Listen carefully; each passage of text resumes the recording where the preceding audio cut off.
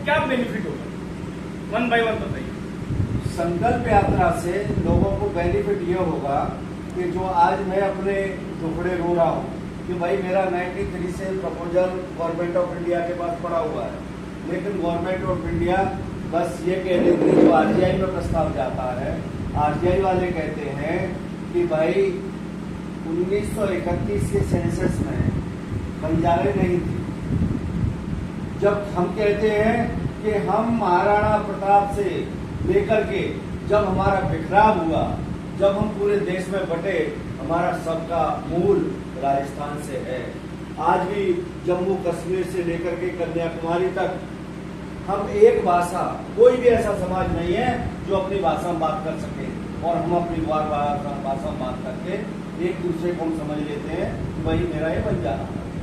ऐसी कोई भाषा नहीं है, लेकिन ग्वार बोली एक ऐसी भाषा है जिससे हर स्टेट में हम समझ लेंगे भाई अपना ही बंजारा है।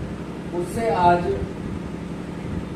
इसी तरीके से आज इस यात्रा से सरकार को जानकारी देना चाहेंगे, गृह मंत्री जी को जानकारी देना चाहेंगे कि आपका जो आरजीआई है, जो हमको अलग रिपोर्टिंग करता है, वो इसलिए करता है कि 1931 से पहले बंजारा समाज अंग्रेजों के साथ में गुरिल्ला युद्ध करता था। जब गुरिल्ला युद्ध करता था, उससे तंग आकर के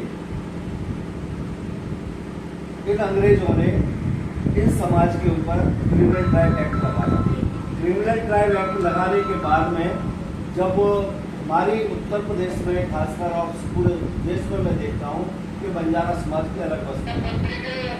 उत्तर प्रदेश में करीब 11 समस्याएं ऐसी हैं जिसमें दूसरी जाति का एक सिंगल मैन नहीं होगा, कोई दूसरा समाज का आदमी उसमें नहीं होगा, लेकिन सिर्फ बंजारा समाज के लोगों, और उस बंजारा समाज के लोगों के साथ में आज मुख्य गांव से अलग बसे हुए हैं, डेरा टांडा पुरबा के नाम से जाने जाते हैं। सरकार का भी ध्यान उधर नहीं जाता। तो मैंने 2 मुहिम उत्तर प्रदेश के लिए छेड़ रखी है। एक तो बंजारा समाज की जितनी भी बस्तियां हैं उनको रेवेन्यू विलेज घोषित करो, राजस्व गाँव बनाओ, और बंजारा समाज को अनुसूचित जनजाति का दर्जा दो। ये आदिकाल की जातियां हैं, और आज हमारी भारतीय जनता पार्टी, हमारी जो हिंदुत्ववादी पार्टी है, हिंदुत्व की बात करती है, तो हम सरकार को कहना चाहते हैं इस धरती पर, इस देश में हिंदुत्व का सबसे बड़ा अधिकार है तो हम लोगों का है।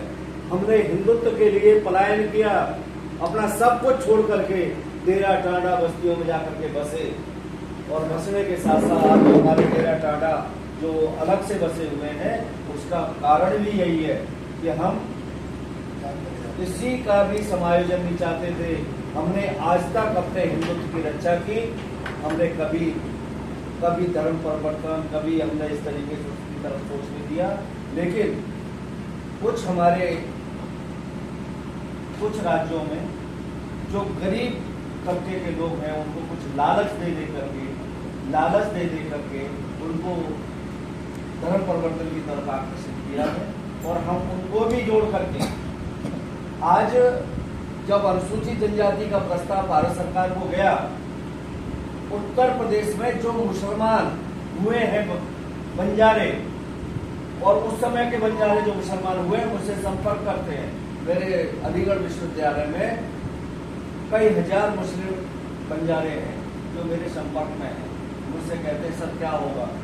मैंने कहा आप चिंता नहीं करो, अगर मुझे एसटी का दर्जा मिल जाता है, अगर तुम जो है अपने वतन को वापस आते हो, अपने समाज में वापस आते हो, तो मैं एक्सेप्ट करूंगा आपको, और मैं भी आपको उस आरक्षण में शामिल करूँगा। सर ये अभी देखो, जो आप मुस्लिम के बात किए तो मैंने ये पूछ रहा हूँ आपको कि जो मुस्लिम है अभी जो अपने जाति से दूसरे जाति में और प्रेजेंट अभी क्या है, जो ईस्टर्न में भी जा रहे हैं, और अभी जो मुस्लिम में जा रहे हैं, अपना धर्म छोड़ के दूसरे समाज में जा रहे हैं। लेकिन इन लोग जब एसटी दर्जा जब मिलेगा तभी वापस आएंगे कि इससे पहले आप ला सकते हैं? नहीं, आज जो चल रहा है, लोग क्या है, लालच बस दूसरी तरफ आते हैं, सोचते हैं भाई हमें इस समाज में कुछ नहीं मिल रहा, इस सरकार से कुछ नहीं मिल रहा, तो हम क्या करें? उन्होंने विकल्प चुन रखा कि भाई हमें कुछ नहीं मिल रहा तो हमें वहां जा करके हमारी फ्री एजुकेशन हो रही है, हमें पैसा मिल रहा है, हमें उनको लालच दिया जा रहा है, लालच व सोमा अमर खा रहा है।